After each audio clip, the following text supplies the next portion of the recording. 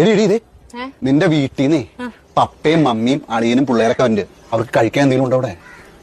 ചേട്ടായുടെ വീട്ടിൽ നിന്ന് ആരെങ്കിലും വന്നു കഴിഞ്ഞാൽ അത് ഉണ്ടാക്കുക ഇത് ഉണ്ടാക്കുന്ന പറഞ്ഞാൽ എനിക്ക് പണി തരും. ഇന്ന് ചേട്ടായിട്ട് നല്ലൊരു പണി കൊടുത്തിട്ട കാര്യമുള്ളൂ. അതെ, നമുക്ക് കുറച്ച് മട്ടൻ ബിരിയാണി മേടിച്ചാലോ? മട്ടൻ ബിരിയാണി മേടിച്ചാൽ അതിനകത്ത് കഷ്ണം കുറവായിരിക്കില്ലേ? അതിന്റെ കൂടെ വല്ല ചിക്കൻ 65 അതുപോലെ ബീഫോ അങ്ങനെ എന്തെങ്കിലും മേടിക്കണോ? ദൈവമേ, പണി ചോദിച്ചു മേടിക്കുകയാണല്ലോ.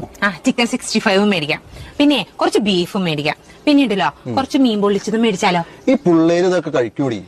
പിള്ളേര് ബിരിയാണി ഇതൊന്നും കഴിക്കില്ല. നമുക്ക് പിള്ളേർക്ക് ചിക്കൻ നൂഡിൽസ് മേടിക്കാം. ചിക്കൻ നൂഡിൽസ് മേടിക്കാം. പിന്നെ പിള്ളേർക്ക് ഐസ്ക്രീം ഭയങ്കര ഇഷ്ടമായിരിക്കില്ല, അത് മേടിക്കണ്ടേ? ഐസ്ക്രീം ഭയങ്കര ഇഷ്ടം, എനിക്ക് ഭയങ്കര ഇഷ്ടം. മേടിച്ചോ. ഇത്രയും പോരേടി. അളിയാ കേട്ടില്ലേ? ഈ പറഞ്ഞതൊക്കെ വരുമ്പോ മേടിച്ചോണ്ട് വരാട്ടോ. ഏതളിയൻ? നിന്റെ ആങ്ങള, അതായത് എന്റെ അളിയൻ.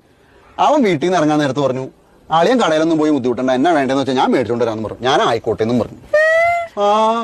ഇനി എന്തെങ്കിലും വേണോ? വേണമെങ്കിൽ ഇപ്പൊ വിളിച്ചു പറയാം.